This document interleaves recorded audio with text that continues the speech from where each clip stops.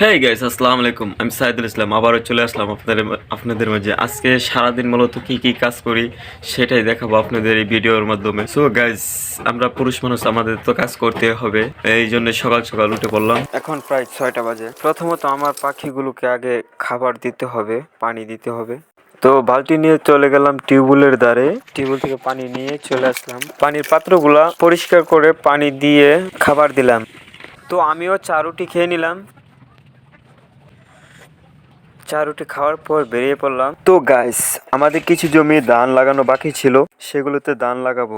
মূলত গাইস, এই জমিতে বীজ ধান ছিল, সেগুলো উঠাইতে উঠাইতে টানের যে জমি ছিল সেগুলো বীজ ধান লাগানো শেষ। এই জন্যে ট্রাক্টর এই জমিতে আসতে পারে না, তার কারণেই এই সমস্যা।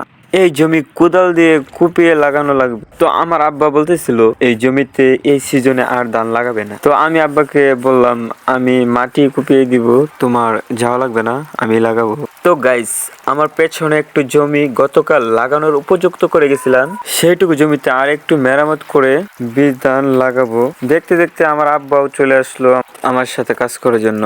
গাইস, আমার এই ভিডিও করার উদ্দেশ্য হচ্ছে অনেকে ট্রাক্টরের কারণে এরকম জমি খালি রাখে, তাদের জন্যই। তো গাইস, আমার একটা কথা, বীজ রোপণ করবেন, ফসল হবে ইনশাল্লাহ।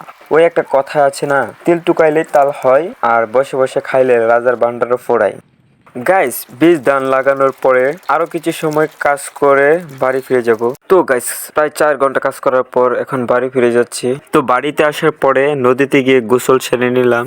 তো আমি গোসল করতে করতে আমার ক্যামেরাম্যানের ফোকাস পড়লো গাছের উপরে।